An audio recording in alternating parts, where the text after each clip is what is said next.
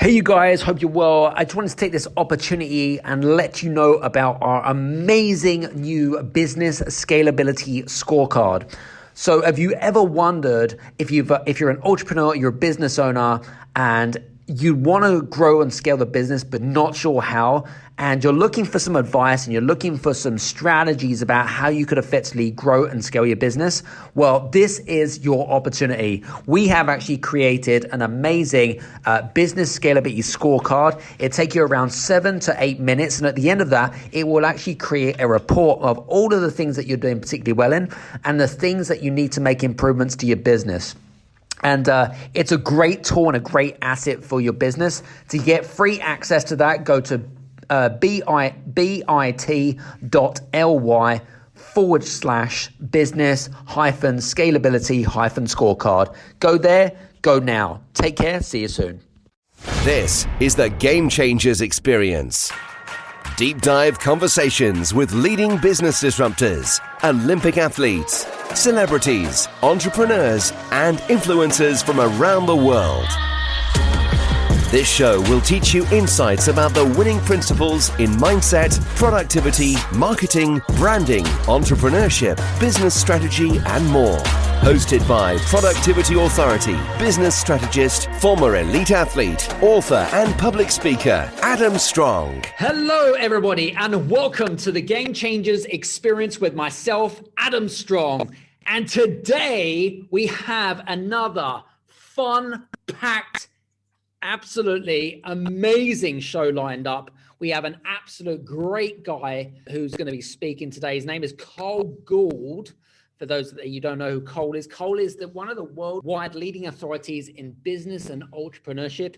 He actually is an entrepreneur, but he also created three companies which are multi-million dollar companies by the age of 40.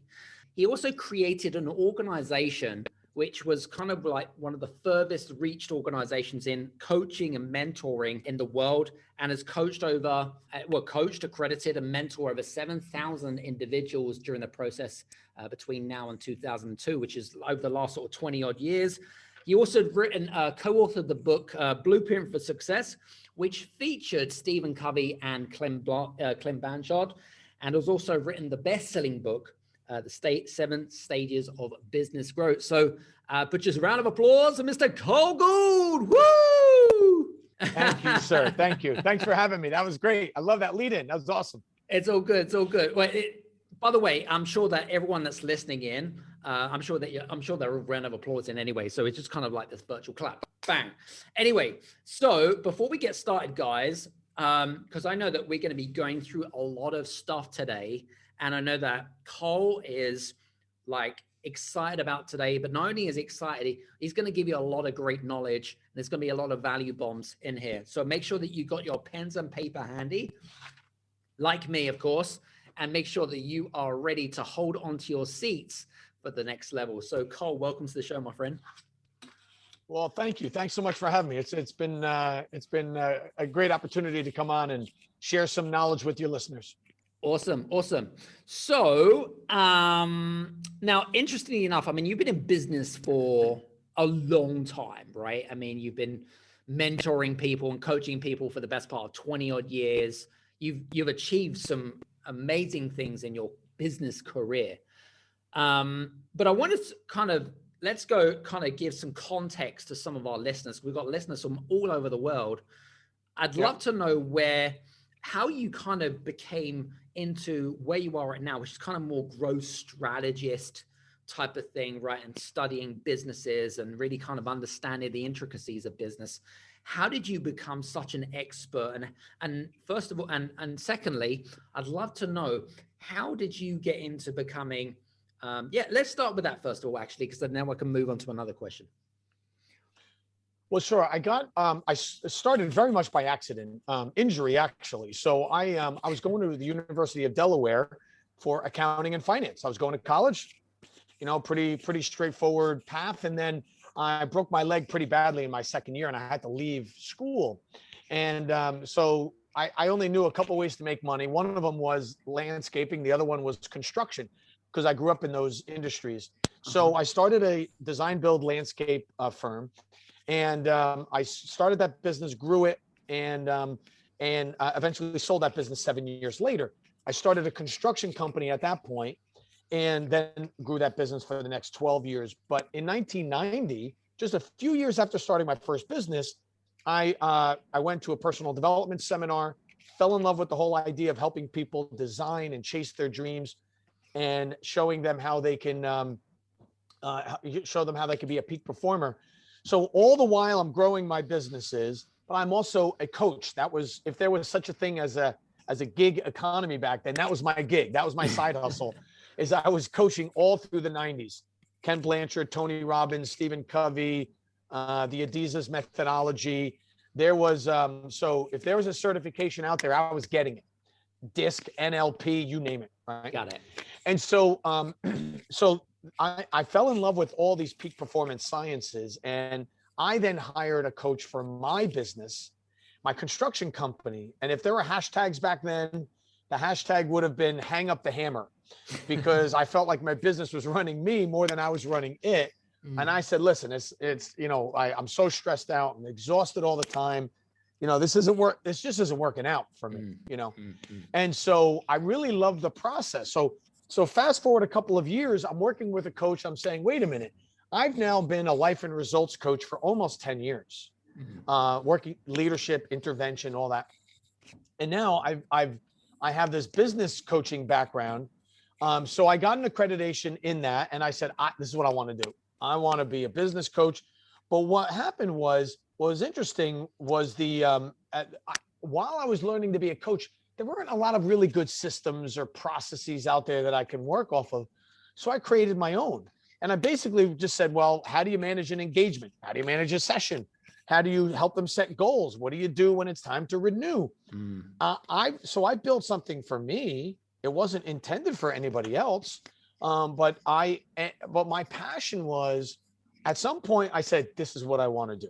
The problem was the average coach at the time made $23,000 a year. And I don't care where you live, $23,000 a year in your currency ain't a lot. I don't care what country you're in. Nope. I've done business in 68, 23,000 of anything is not a lot. Right. And so I said, well, wait a minute, where I live in the United States, I said, I just can't live on it. And there was a joke back then about coaches, is that coaches, we had to take full-time jobs to feed our coaching addiction. That was because you couldn't make any money on it. Right. So I made it into a 6-figure billing practice every year. And people were like, well, how are you doing that? And so I showed them how to, right out of the gate, be charging $350 to $1,000 an hour, how this could be a full-on profession, just like any other job that you've done, any other advisor, financial advisor, insurance advisor, attorney, accountant, architect, you name it, this could be part of it.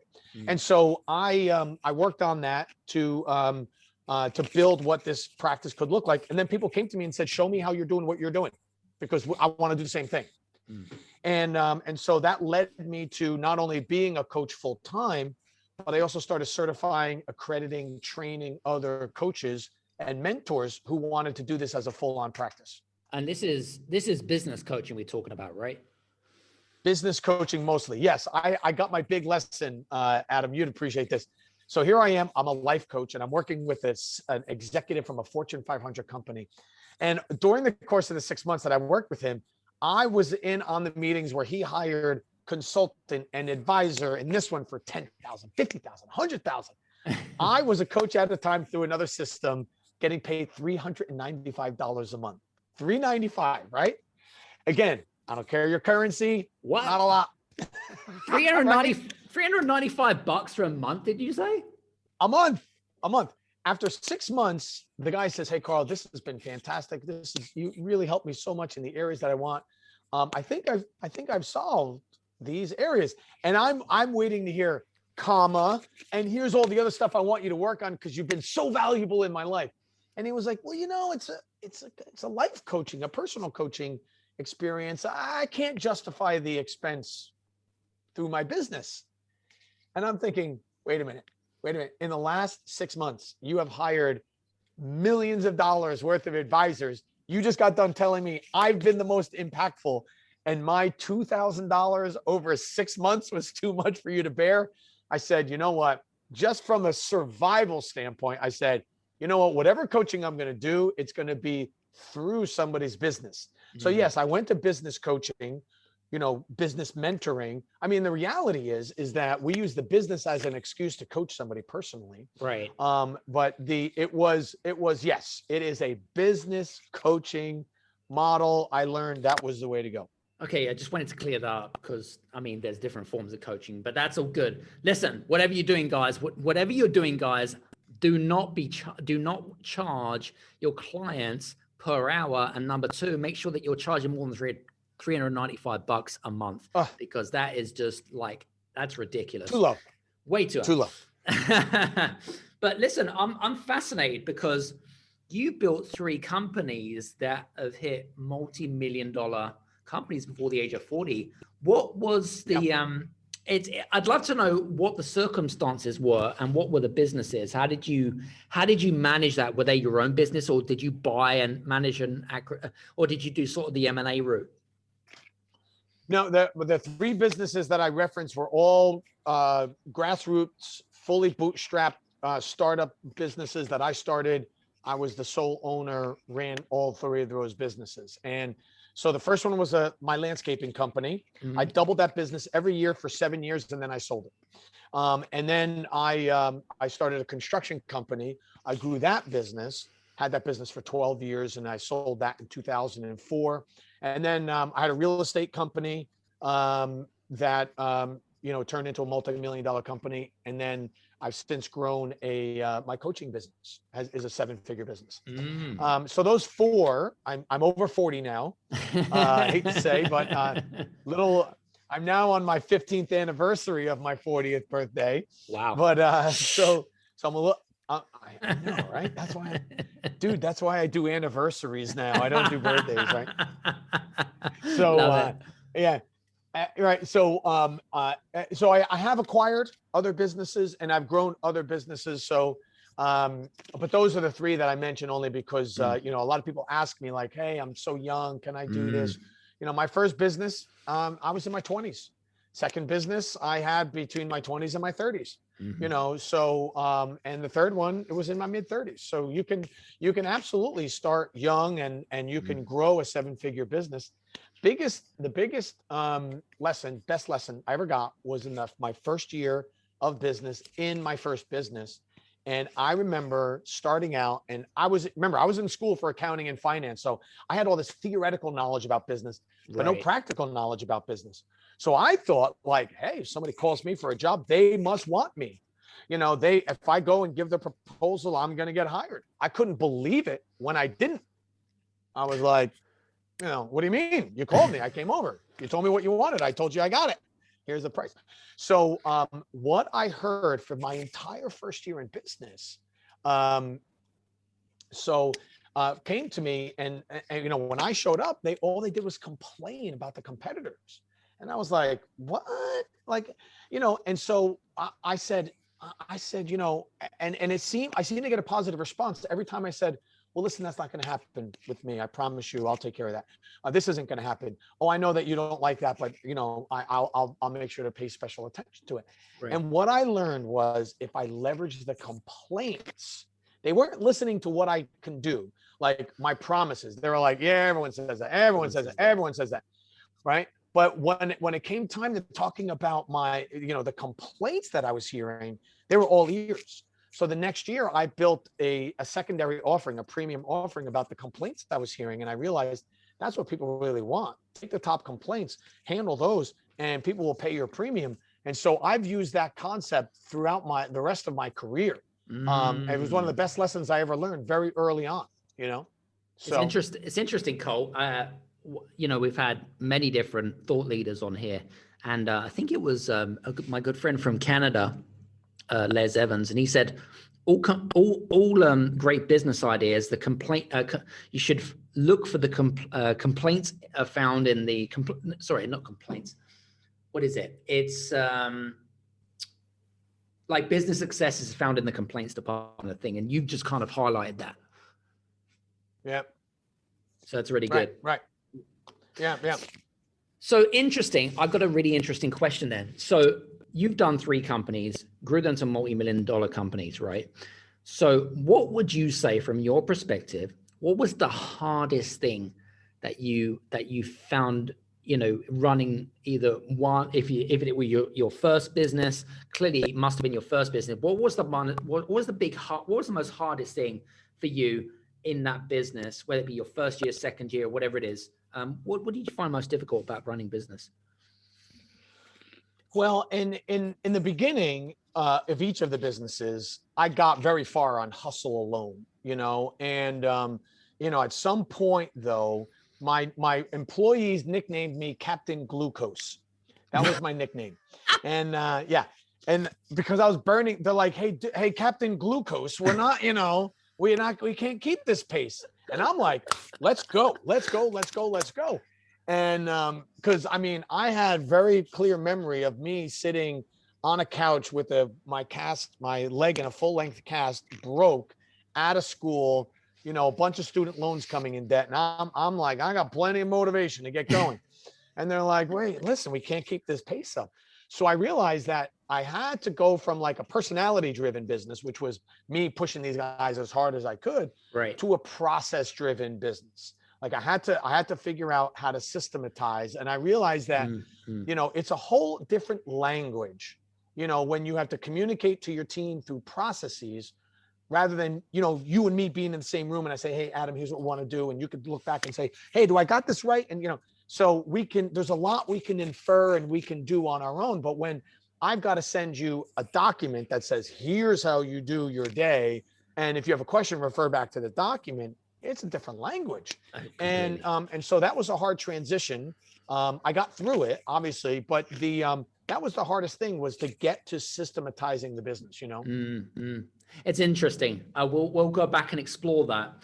So yeah, from my perspective, right, and you probably agree with me, I believe businesses go through different cycles, right? And depend on the right, lifespan of a business, right? They go through cycles. And within each cycle, they get stuck, right? For whatever reason, they get stuck. From your perspective, and you might have lived it. You might have lived this. You probably lived this, and you probably got clients that have lived this. Why do you think that businesses get stuck in certain cycles? They could stay there for months. They could stay there for absolutely years. Why do they get stuck? It's really straightforward. The owner is not growing as they're not keeping pace in their development as a leader as the business is growing. So for example, if, I make the joke that the 2 most unqualified or the least qualified people in any business are, one, the person who just received a promotion, okay? Because the skill set that got them promoted is not usually the skill set that will help them in their new position. And so they have to grow into it. So for that day, hey, I'm promoted. Great. You're the least qualified person in the company today, because the skills that got you to today aren't the skills that we need in this job. Secondly, the second most unqualified person is the CEO of a fast growing company. Because if I'm the CEO of $1 million company today, and then all of a sudden I get the biggest contract of my life, now I'm 3 million. Well, what qualifies me to be the CEO of a $3 million business? I've never done it before. Nothing qualifies me. And then I get to 10 million. What qualifies me at 10? Nothing, because I've never been there. 20, 50, you get the idea. Right. And so the bottleneck happens when the business accelerates, right? But the leadership team doesn't grow as fast in their management skills and their leadership skills and their productivity skills, their delegation skills, right? All of the attributes and skills that make up a good manager and a good leader, they have to keep pace with the business, or they're the ones that slow it down. Yeah, that's a good point. Love it. Very cool. With people that are stuck, because I've met, and you've probably met, many businesses and entrepreneurs that do get stuck in these cycles. What is your best advice from people that need to, maybe some of our listeners are stuck in a cycle. Maybe it's because of lack of clarity or whatever it might be, right? What's the best advice that you give to people, for people that are stuck there and that they need to, what is it that you tell them to do? Well, so the first thing, the first mechanical thing that we do is we look at who is in charge of the numbers, who's the financial director of this company, financial advisors, controller, CFO. Do you have your numbers managed? Is your cash flow being managed? Are your chart of accounts set up that reflect how you do business? So your numbers can start to talk to you strategically. So we actually take a slightly mechanical first step where we say, look, are the finances being taken care of? Because I need to know as your advisor, where can I push? What can we afford? And where are we? And is your growth profitable? Most times businesses don't grow profitably. They keep doing what they're doing. They don't if you're about to grow, you need to make sure that you're getting the maximum pricing, because pretty soon you're going to have another layer of management, or you might have to take on this new software or buy new materials. You have to have price elasticity so that you can, so you have enough money to handle the overhead increases as you go, so you remain profitable. So that's number one. If we're going to grow, it's got to be profitable, or all you're doing is spinning your wheels, and we're going to be right back where we were before. Right. The second thing is we have to institute a culture of continuous learning. We have to look at the organization chart today and say, okay, you're the salesperson. Tomorrow, you're the sales manager. What are the skills required to be the sales manager?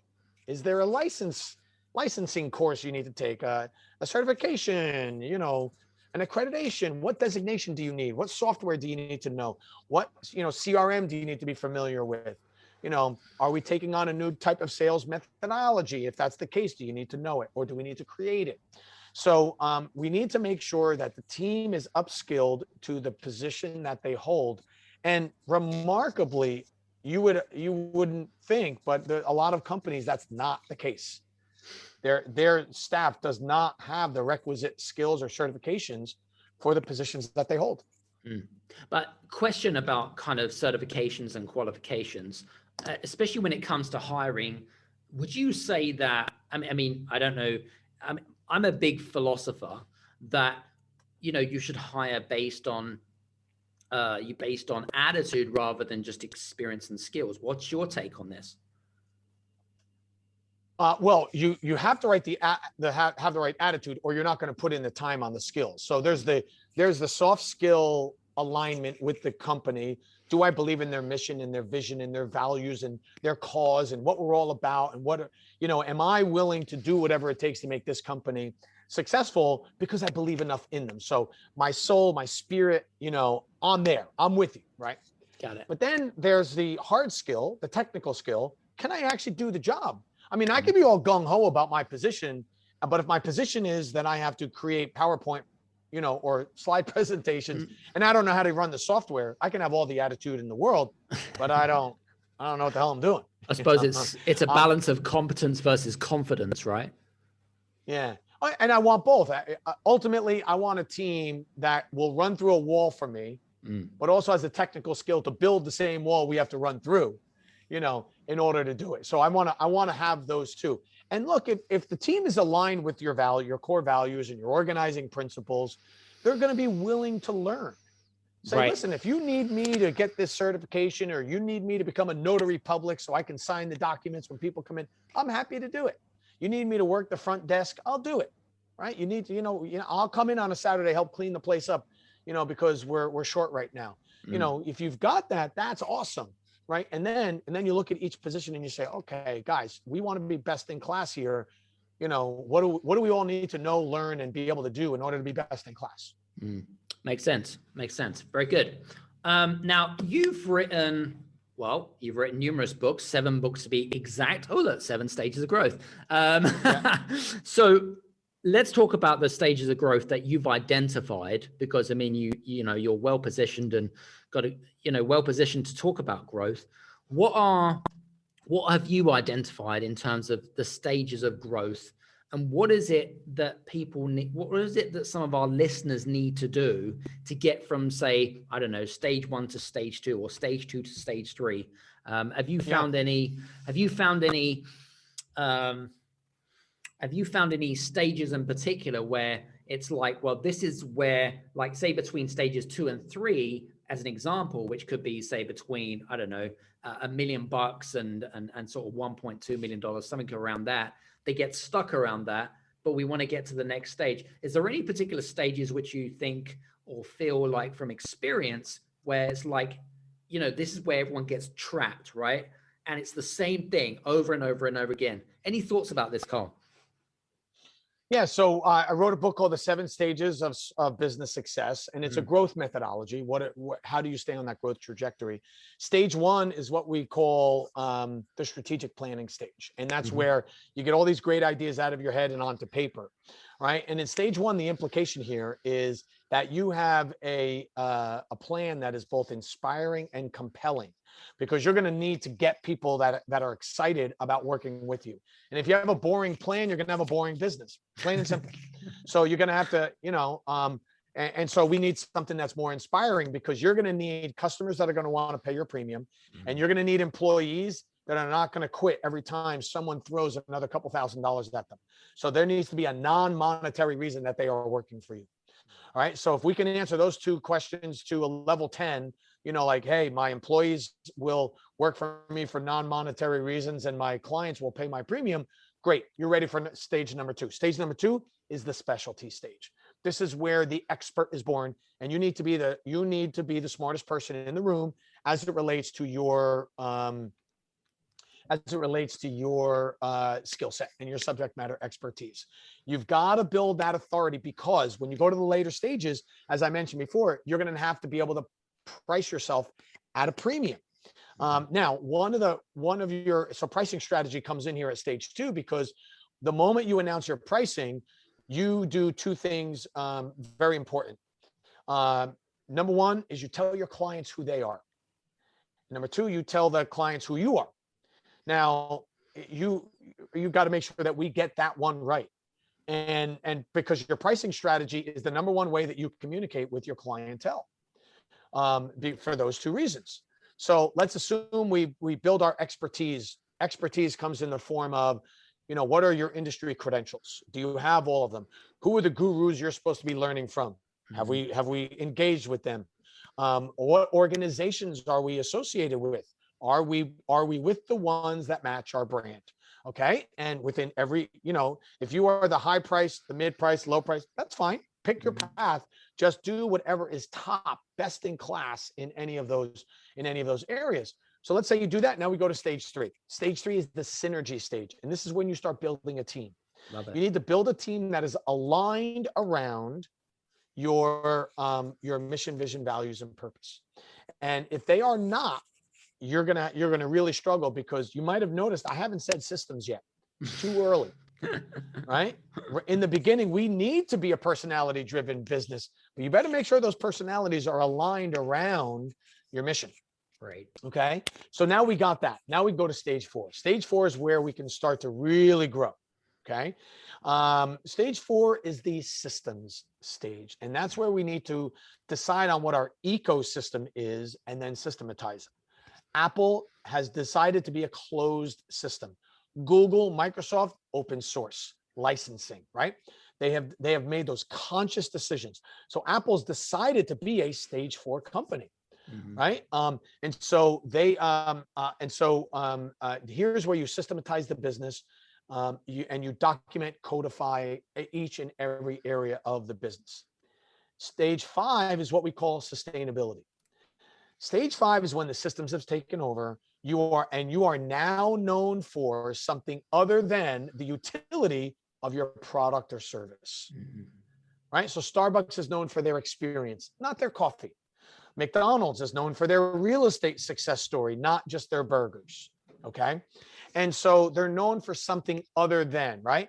The Virgin companies. Richard Branson has done an amazing job of carrying through the value of irreverence and disruption into all of his businesses, into all of the industries that they are in. That has carried through, right? And so he's known for that. He's known for that as much as he's known for anything else.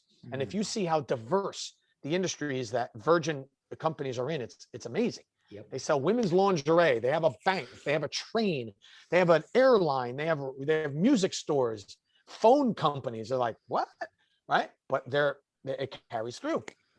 So at stage 5, you're sustainable, right? And here's where you can really look to scale. You could be a franchise, multi-location, multi-product, and you're ready for that. Stage 6 is what we call saleability. 6 and 7 are your exit strategy, your succession stages. And so saleability means an asset is born. So a business grows by M&A, acquisition, or selling, or spinning off companies, or going public, or they're taking on venture capital or private equity, some other form of partnership. So like Uber, Amazon, Facebook, that grows by acquisition, right? And then there's the stage 7 business. Stage 7 is the succession stage. And that's when a legacy business is born. As a matter of fact, the day that you announce that you are firing employee number 1, that would be you, by the way, right? So all you listening out there, you get to fire yourself from the day-to-day activities, put a leadership team in place. The value of your business or your stock actually goes up not because you were a bad CEO, but because you have put a strong leadership team in place and everyone knows it. And they're like, wow, that's the next gen. Oh, that's exciting about what's coming. So the value of the business actually rises. So those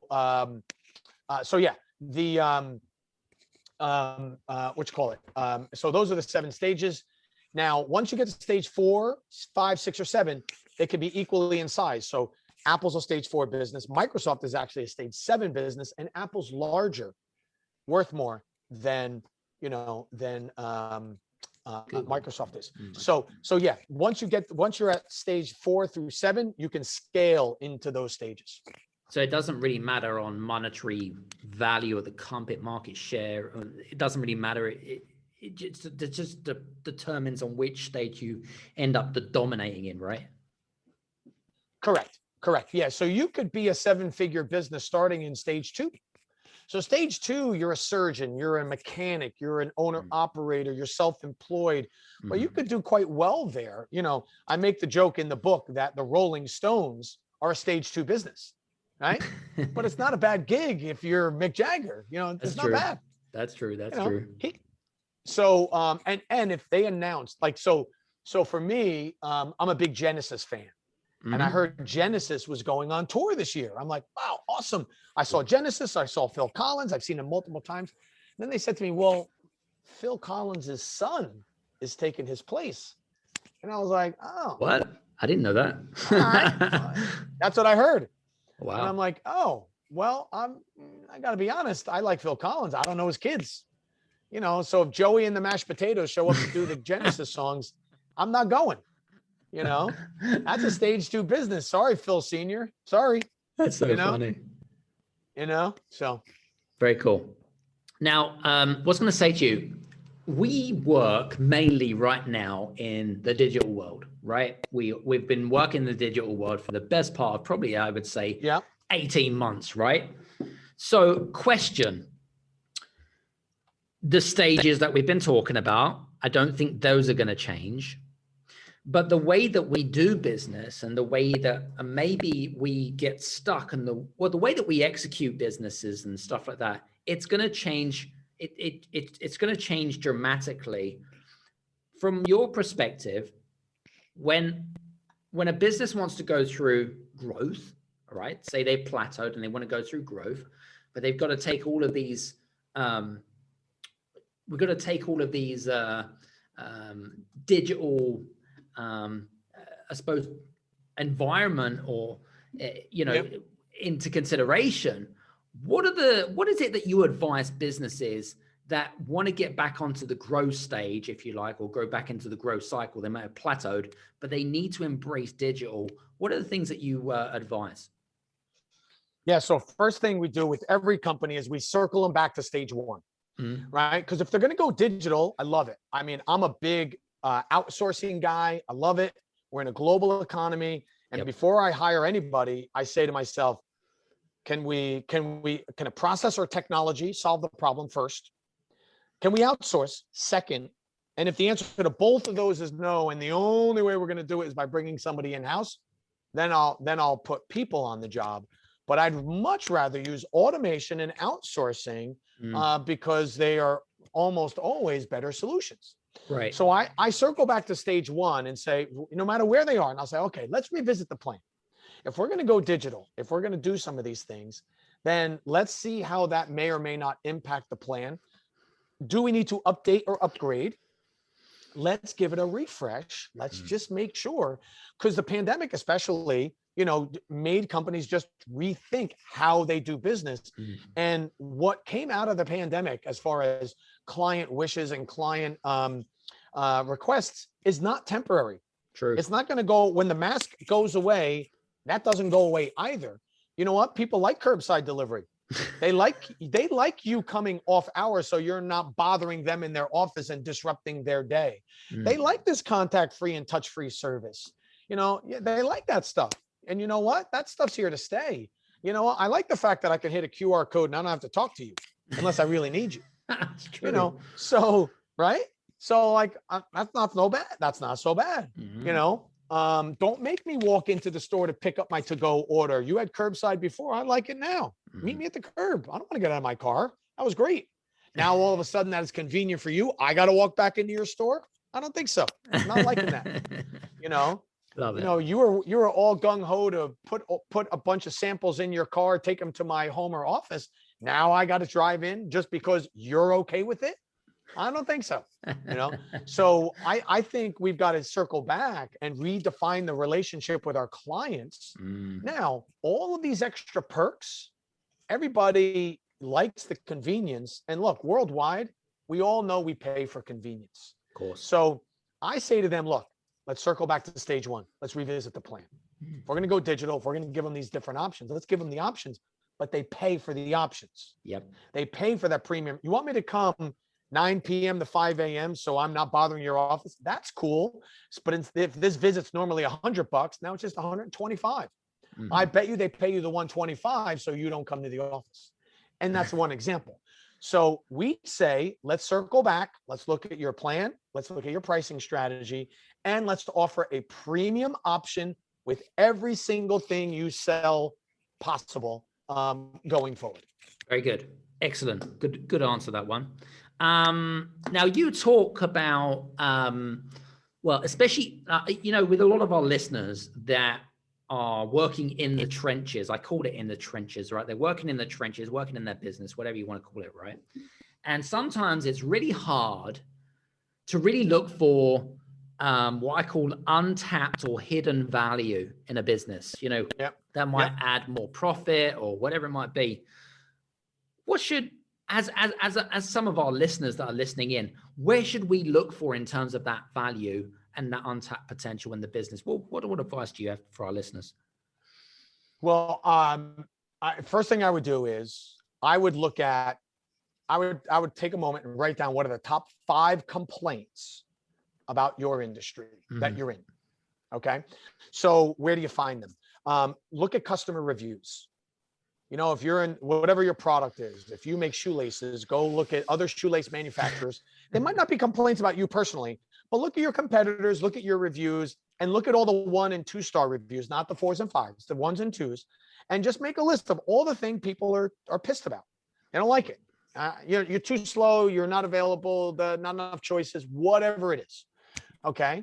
So look at the customer reviews, then also make a list of all the objections you get in your sales process. Well, that sounds like a lot of time, Adam. That sounds like a lot of money, Adam. Well, that sounds like a lot of lead time, Adam. All right. All the pushback you get. And then ask, if you don't already know, write down all the reasons why you got hired over the competitor. Because they're going to say, well, I don't like that the competitor does this, but you do that. They couldn't start as quickly. You can do that. Make a list of that. Okay.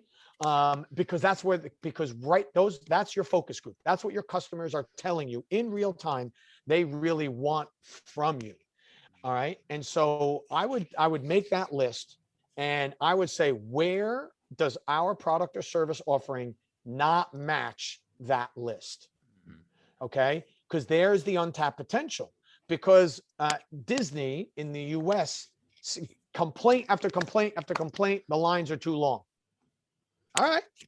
Well, we have got an express ticket now. You pay more, but you never stand on a line. Right? You hop on a plane, there's first class, there's economy plus, There's economy, and now there's basic, where they barely, I don't know, they barely, Hey, you let you sit down. Yeah, you have to pay for the oxygen and to go to the toilet. You're Exactly. treated like cattle, right? Yeah, exactly. We don't want to assume that you need oxygen. So yeah, right. So, but all they're doing is responding to what people say. People say, oh, it's too expensive. Fine, basic. And you can pick your path. We'll nickel and dime you the whole way through if you want all these services, but you don't want to pay for bags. Fine, we'll give you an option. All they're doing is responding to what people are buying. True. They wouldn't keep it if no one was buying it, but people are buying it. So they, so God bless them. What they did was they took all of the non-core operations. Here's the other thing you do. Second thing is take all of your non-core operations, all the things. So without getting too technical, think of all of your overhead expenses. Think of all the things that you do for your customers for free that you wish you could get paid for and you're not getting paid for.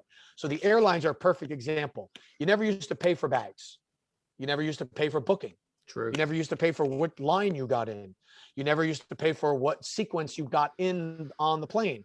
You never used to pay for the meals, right? All of those things. So that they said, well, look, those are our overheads. Those are our expenses. Let's unpack those and see if we could start charging for them. Mm-hmm. And that's what they did. So I get requests now and again from our clients because they like the social media we do. Our social media platform, for any of you, be happy to share with you.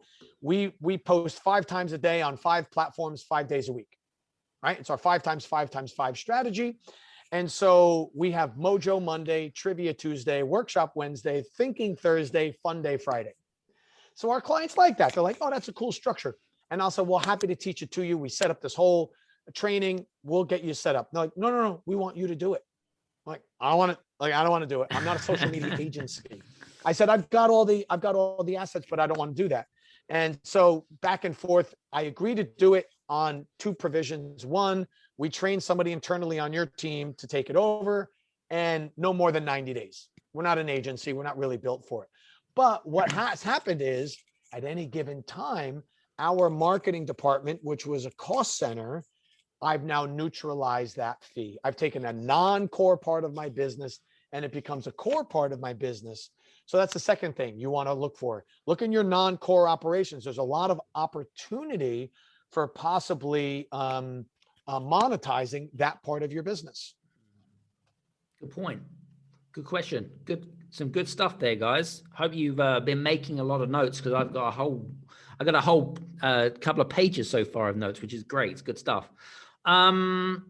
Interestingly enough, let's talk about growth plan, because I think this is a really interesting question, not just for me, but for some of our listeners.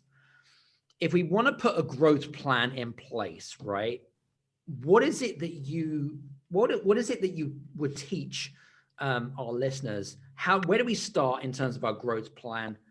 What does it look like? And, what is it that you need within the growth plan for it to make it work?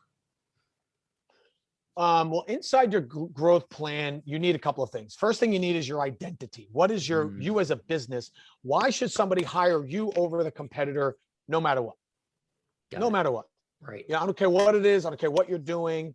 Now that triggers a few other questions, like who's my ideal client avatar? Mm-hmm. Who is the person that can't live without me? Who's the person that would be upset if I stopped giving my services? Or what segment of the population, right? Then I need to answer this question. What's going on in their life right now that makes calling me, hiring me right now, a necessity? Okay. And don't say, well, they're tired. No, they're not tired. What happened in their life? They had to be called into work 3 times, during the holidays, during vacation, because there was no backup. Oh, that's what happened. Okay. So my service fixes that. What are the trigger events that makes calling you a necessity? So now that you understand that, you say to yourself, okay, I now know the product, I know the person, and I know the price. That's good. So and now in my growth plan, I need to know how much cash is this going to take me? Right. You could bootstrap, you can borrow, you can put it on your credit card. There's 100 ways to get there, but you have to know what are your what are your costs? Because, in every country, everywhere in the world, there's the big box retailer. In the United States, it's Walmart. In Europe, it's Asda or Aldi. Okay. Those big box retailers, which is the goal, the dream of so many product companies, the joke is that they have made or broken more companies than any other business. Because if you put a product in there, understand it's going to take $250,000 of any currency to make it through your first 2 turns. Right now, if you don't have the money, you are likely out of business. Right. If you have a product that's good and you make it through and you have enough cash, then you can have a multi-million-dollar business for years to come. But without the cash, without the buying power, without the borrowing power, you're going to be in trouble. Now, way too many business owners fear credit and fall in love with cash. If you want to be a successful entrepreneur, 7 figures and above, you have to understand what business you're in. And the moment you hit seven figures, you are no longer in the business you thought you were in. You are in the logistics business and you are in the finance business. And if you can't figure out the processes, the systems, the logistics of fulfilling your order, and the finance and how to borrow appropriately, where, how much, how often, for what, then you're going to really struggle to sustain yourself as a 7-figure plus business. Love it. Very cool. So listen, I know that we've gone through a hell of a lot of things, and I'm sure that, what I'm really conscious of is that, I don't know about you, but when we have great conversations, especially like what we're doing right now, is that we don't become so overwhelmed with so much knowledge. For me, like you, I'm all about practical application. How do we take this, turn it into action, right? That's me. But I suppose because we're coming towards the end of our interview, I'd love to know more about what you're working on, because you've accomplished a lot in your life. You do coaching and mentoring, which is good. What's important to you, Cole? What are you working on, man? Yeah. So, personally, I'm in my mid 50s now, and I'm looking at the next 15 years of my life. And I said, all right, do I have the next chapter of my life set up? So personally, I'm working on my retirement plan. Next 15 years, my goal is to acquire 2 significant assets per year, from now for the next 15 years. And then I'm going to spend the next 15 distributing them, selling them, whatever. Right. So whether it's on buying real estate or investing in a business or buying a stock or an insurance plan, 2 things a year for the next 15. And then after that, I'll distribute. So I accumulate for 15, I distribute for that. I'm going to launch, I'm working on my latest book called The Obnoxious Offer, which is the premium offering. Obnoxious offers. I love it. Fun, I love it. In a fun way. Right. And based on, the 5 complaints and how do you build your differentiator. So that's important to me. And, and so I continue with my advisory business, but I found that I'm in the mood to build something again. So I've invested in some companies that I can help them build something tangible.